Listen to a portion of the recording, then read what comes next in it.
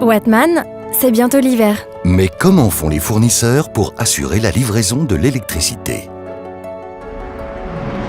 C'est tout un art, mon cher Wattman, et ce d'autant plus que l'électricité ne se stocke pas. Comme pour le pétrole, le gaz ou le charbon, il existe un marché de l'électricité.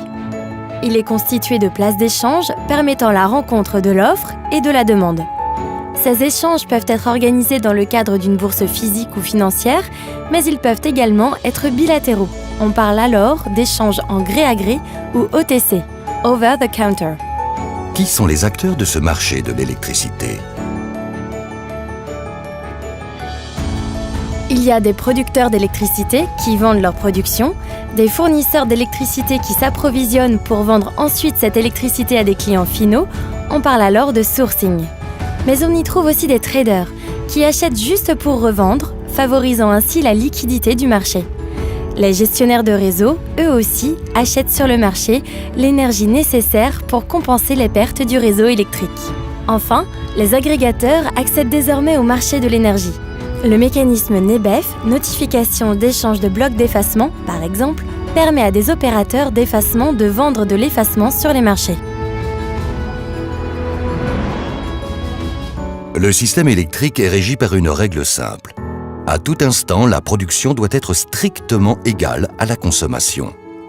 La fréquence électrique fixée en Europe à 50 Hz est le témoin de cet équilibre. En cas de problème, il existe deux mécanismes permettant de revenir à la normale. En France, c'est RTE, le gestionnaire de réseau de transport, qui est chargé de maintenir cet équilibre physique. Quels sont ces deux mécanismes, Wattman ? Il y a tout d'abord les services systèmes. Ce sont des réserves dites primaires et secondaires qui s'activent automatiquement et dans des délais très courts. Lorsque l'équilibre entre la production et la consommation est rompu, la réserve primaire s'active en premier dans un délai de 15 à 30 secondes. Puis c'est le tour de la réserve secondaire. L'objectif est de ramener la fréquence à sa valeur nominale, soit 50 Hz, en moins de 15 minutes. Une fois ces réserves activées, on se rend bien compte que l'on n'est plus en mesure de faire face à un nouvel incident. Et c'est ici qu'entre en jeu le mécanisme d'ajustement, dont l'un des rôles est de reconstituer ces réserves. C'est pour cette raison que ce mécanisme est également appelé réserve tertiaire. En plus de reconstituer les réserves des services systèmes, RTE peut également utiliser le mécanisme d'ajustement pour disposer de marges d'exploitation suffisantes et ainsi s'assurer qu'il est en capacité de faire face à un risque prévisionnel. Enfin, RTE fait également appel au mécanisme d'ajustement pour résoudre les congestions sur le réseau de transport. Aujourd'hui, tous les consommateurs et les producteurs raccordés au réseau électrique ont la possibilité de proposer leur flexibilité sur le mécanisme des services systèmes et sur le mécanisme d'ajustement dès lors qu'ils sont capables de répondre aux exigences techniques. En pratique, ils peuvent y accéder soit directement, soit en contractualisant avec un opérateur qui agrège plusieurs flexibilités avant de les valoriser.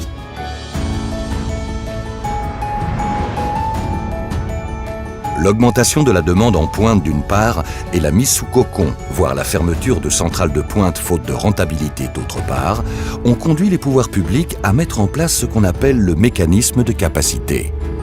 Effectivement, ce mécanisme vise à assurer la sécurité d'approvisionnement en créant un signal incitatif au développement de capacités et en incitant à la maîtrise de la consommation de pointe, en développant l'effacement de consommation par exemple. Le mécanisme de capacité français est structuré autour de deux piliers, un côté offre et un côté demande. Côté demande, le mécanisme vise à responsabiliser les fournisseurs d'électricité. Ils doivent désormais s'acquitter d'une nouvelle obligation correspondant à la consommation de leurs clients lors des périodes de pointe. Pour cela, ils doivent détenir des garanties de capacité. Côté offre, les exploitants de capacité, qui peuvent être soit des producteurs, soit des opérateurs d'effacement, vont faire certifier leur capacité pour leur disponibilité au cours des périodes de pointe. En échange de cet engagement, les exploitants vont obtenir des garanties de capacité qu'ils vont pouvoir vendre à des fournisseurs. Oui, et la rencontre entre tous ces acteurs donne ainsi naissance au marché de capacité. Le mécanisme de capacité est complémentaire au marché de l'énergie. Lorsqu'un fournisseur achète une garantie de capacité à un producteur, par exemple, il contribue à couvrir uniquement son obligation de capacité, mais il doit toujours gérer son approvisionnement en énergie par ailleurs. Le prix de la garantie de capacité, quant à lui, sera chaque année fonction de l'adéquation entre l'offre et la demande. Tu vois, Wattwoman, afin d'assurer la sécurité d'approvisionnement, nous sommes tous concernés par le mécanisme de capacité.